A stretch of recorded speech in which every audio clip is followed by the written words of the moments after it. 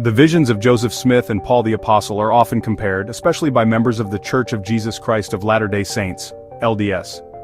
But how valid is this comparison? When examined through historical and theological evidence, the differences between these two pivotal events become clear. Both Joseph Smith's first vision and Paul's encounter with the risen Christ are considered cornerstones by their respective communities. For Christians, Paul's vision affirms the resurrection of Jesus Christ, a foundational truth of the faith.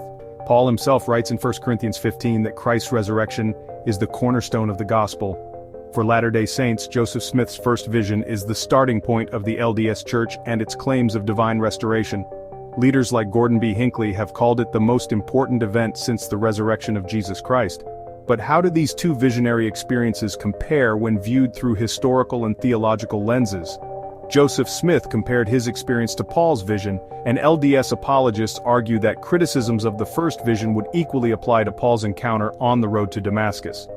This argument assumes that if Paul's vision is credible, Joseph's vision must be as well. But does the evidence support this claim? Paul's vision is supported by strong historical evidence. His letters, such as Galatians and 1 Corinthians, were written within 20 years of the event. These letters provide first-hand testimony. The book of Acts, written by Luke, offers 3 detailed accounts that align with Paul's epistles. Before his vision, Paul was a zealous persecutor of Christians. Afterward, he became a missionary to the Gentiles, breaking from his Pharisaic background. His life's transformation, sacrificial ministry, and martyrdom under Nero provide compelling evidence for the authenticity of his vision. Joseph Smith's first vision, in contrast, lacks the historical grounding of Paul's experience. The first account of Joseph's vision was written in 1832, 12 years after the claimed event. Earlier LDS histories, including the Doctrine and Covenants, make no reference to it. Over time, Joseph's descriptions of the vision changed significantly.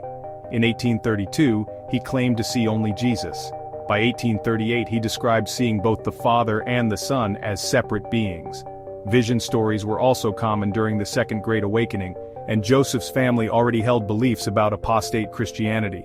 Paul's accounts, though written by different sources, are remarkably consistent in key details.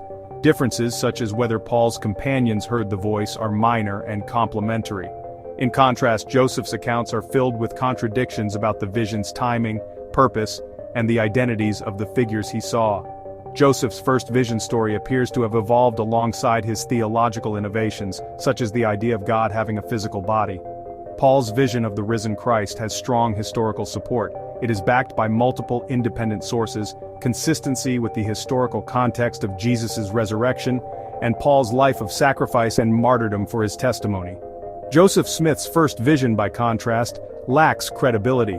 Its accounts are late and evolving, filled with contradictory details, influenced by cultural factors, and accompanied by questionable, subsequent visions. The resurrection of Jesus Christ remains the cornerstone of Christian faith, supported by historical evidence and transformative power. The comparison between Paul's vision and Joseph Smith's fails because it focuses on superficial similarities, while ignoring the overwhelming historical support for Paul and the lack of evidence for Joseph. Christians are rationally justified in accepting Paul's testimony while rejecting Joseph Smith's.